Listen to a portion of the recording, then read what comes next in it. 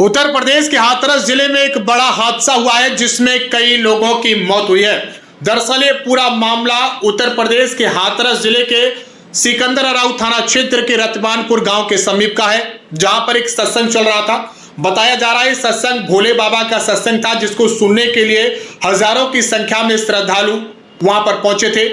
अचानक से भीड़ में भगदड़ मची और भगदड़ मचने के बाद चारों तरफ चीख पुकार मच गई। चीख पुकार बचने के बाद वहां का दृश्य जो था वो बेहद दुखद दृश्य है। तस्वीरें बेहद विचलित करने वाली हैं। चारों तरफ लाशें ही लाशें बिछ गई। लाशें ही लाशें इसलिए कहेंगे क्योंकि अब तक एटा जिले में ही कुल 27 सब पोस्टमार्टम हाउस पहुंच चुके हैं, जबकि कई घायल अलग अलग अस्पतालों में भर्ती हैं जिनका उपचार चल रहा है। दरअसल रतवानपुर में भोले बाबा का सत्संग चल रहा था, जिसको सुनने के लिए बड़ी संख्या में भीड़ पहुंची थी और भीड़ वहां पर जैसे ही सत्संग सुन रही थी और अचानक से कुछ ऐसा हुआ जिससे भीड़ में भगदड़ मच गई और उस भगदड़ में कई लोग दब गए। दबने के बाद उन लोगों की मौत हो गई। अब तक 27 सब एटा के पोस्टमार्टम हाउस पर पहुंच चुके हैं, जिनमें 2 पुरुष और 25 महिलाएं शामिल हैं।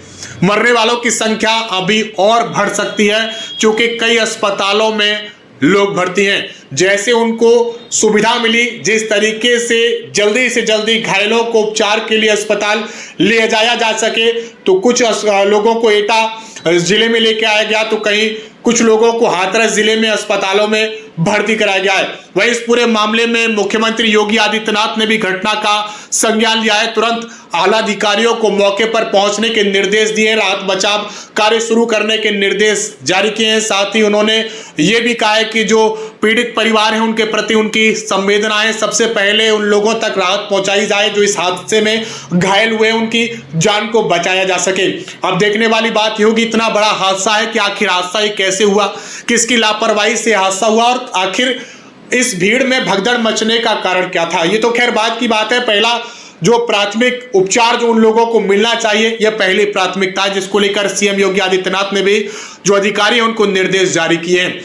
तमाम जो रेस्क्यू टीम है वो मौके पर पहुंची हुई है और अलग अलग अस्पतालों में डाटा जुटाने की कोशिश की जा रही है। जो अब तक का डाटा निकल कर आया है, एटा सीएमओ के मुताबिक 27 लोगों के शव पोस्टमार्टम हाउस पहुंच चुके हैं।